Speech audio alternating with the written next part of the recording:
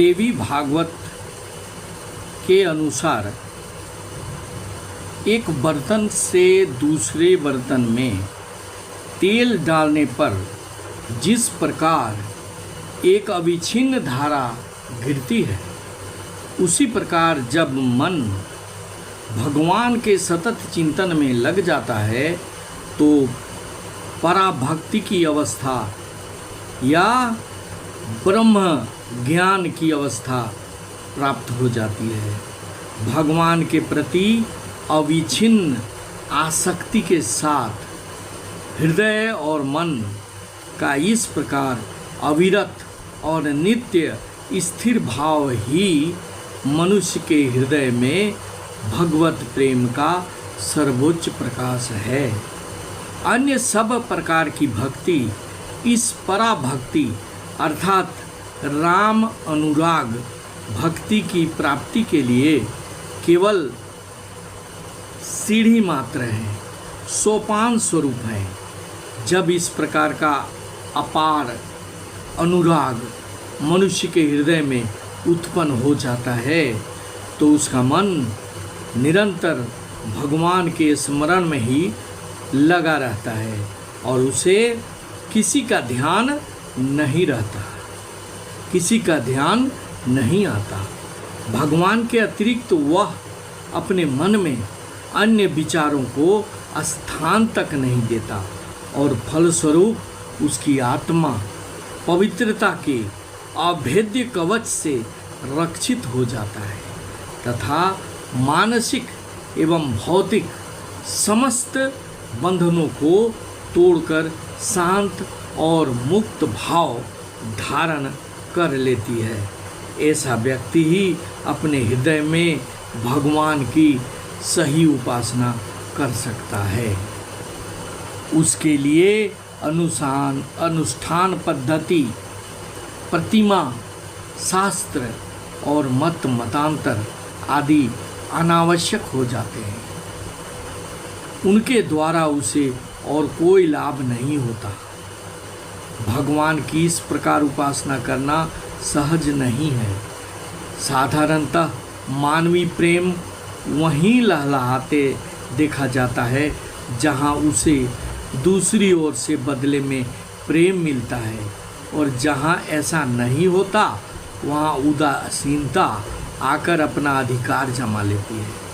ऐसा उदाहरण बहुत कम है जहां बदले में प्रेम न मिलते हुए भी प्रेम प्रकाश होता हो। उदाहरण के लिए हम दीपक के प्रति फतिंगों के प्रेम को ले सकते हैं। फतिंगे दीपक से प्रेम करता है और उसमें गिरकर अपने प्राण दे देता है। असल में इस प्रकार प्रेम करना उसका स्वभाव ही है। केवल प्रेम के लिए प्रेम करना संसार में निसंदेह प्रेम की सर्वोच्च अभिव्यक्ति है और यही पूर्ण निस्वार्थ प्रेम है। इस प्रकार का प्रेम जब आध्यात्मिकता के क्षेत्र में कार्य करने लगती है तो वही हमें पराभक्ति में ले जाता है। प्रेम की उपमा एक त्रिकोण से की जा सकती है जिसका प्रत्येक कोण प्रेम के एक एक अविभाज्य गुण का सूचक है। जिस प्रकार बिना तीन कोण के एक त्रिकोण नहीं बन सकता, उसी प्रकार निम्नलिखित तीन गुणों के बिना यथार्थ प्रेम का होना असंभव है।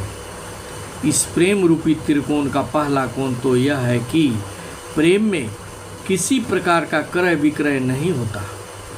जहाँ कहीं किसी बदले की आशा रहती है वहाँ यथार्थ प्रेम कभी नहीं हो सकता। वह तो एक प्रकार की दुकानदारी सी हो जाती है। जब तक हमारे हृदय में इस प्रकार की थोड़ी सी भी भावना रहती है कि भगवान की आराधना के बदले हमें उनसे कुछ मिले, तब तक हमारे हृदय में यथार्थ प्रेम का संचार नहीं हो सकता। जो लोग किसी वस्तु की प्राप्ति के लिए ईश्वर की उपासना करते हैं, उन्हें यदि वह चीज़ न मिले तो निश्चय ही वे उनकी आराधना करना छोड़ देंगे। भक्त भगवान से इसलिए प्रेम करता है कि वे प्रेमास्पद हैं। सच्चे भक्त के इस दैवी प्रेम का और कोई हेतु, कोई चाह नहीं रहता। एक बार एक राजा किसी वन में गया। वहाँ उसे एक साधु मिला। साधु से थोड़ी देर बातचीत करने के बाद राजा उसकी पवित्रता और ज्ञान पर बड़ा मुग्ध हो गया। राजा ने उनसे प्रार्थना की कि यदि आप मुझसे कोई भेंट ग्रहण करें तो मैं धन्य हो जाऊंगा। पर साधु ने उनसे कुछ भी लेने से इनकार कर दिया और कहा, इस जंगल में फल मेरे लिए पर्याप्त है। पहाड़ों से निकले हुए शुद्ध पानी के झरने पीने को पर्याप्त जल देते हैं। वृक्षों की छालें मेरे शरीर को ढकने के लिए काफ़ी हैं और पर्वतों की कंदराएं सुंदर घर का काम देती हैं। मैं तुमसे अन्य किसी से भी कोई भेंट नहीं लूँगा, क्योंकि इस दुनिया से मुझे कुछ नहीं चाहिए। सिर्फ मुझे भगवान का प्रेम चाहिए, भगवान चाहिए, ईश्वर चाहिए और मुझे कुछ नहीं चाहिए। जो सच्चे भक्त होते हैं वो भगवान से मोल भाव नहीं करते। उनको कुछ चाहिए ही नहीं, सिर्फ चाहिए आत्मज्ञान, पवित्रता, उच्च आदर्श। उनको किसी फल की कामना नहीं होती। लेकिन आजकल हम प्रायः देखते हैं कि भक्त की संख्या बढ़ रही है। इसलिए बढ़ रही है क्योंकि भक्तों की अपेक्षाएं बढ़ रही हैं। उन्हें बहुत चीज़ चाहिए। उनको किसी को बीमारी है तो वो बीमारी ठीक होने के लिए भगवान से प्रेम कर रहे हैं, भगवान की पूजा कर रहे हैं, भगवान की भक्ति कर रहे हैं। कुछ निर्धन हैं, उनको धन चाहिए।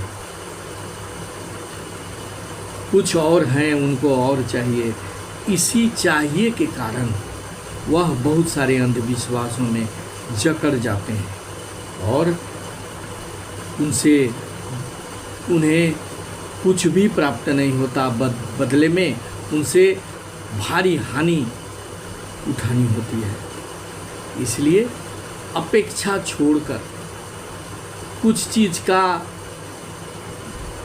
पाने की इच्छा छोड़कर बिना किसी स्वार्थ के अगर हम परमार्थ करते हैं, भगवान का भक्ति करते हैं, भक्त उसका पूजा पाठ करते हैं, तो हमें स्वर्ग नसीब होता है। हर मनुष्य को यह सोच लेना चाहिए कि संसार में जितनी भी चीज़ें हैं वह सभी माया मोह हैं और उसके अतिरिक्त कुछ नहीं। यहाँ पर कुछ भी अर्जन कर लो, किसी भी चीज़ को अपने साथ ले जा नहीं सकते।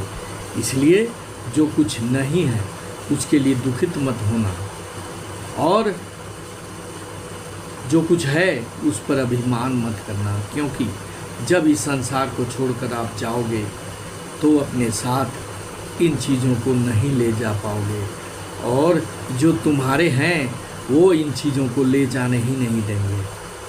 इसलिए अकेला आए हो, खुला हाथ आए हैं, खुला हाथ जाएंगे। इसलिए किसी भी चीज़ में आसक्ति नहीं करनी चाहिए।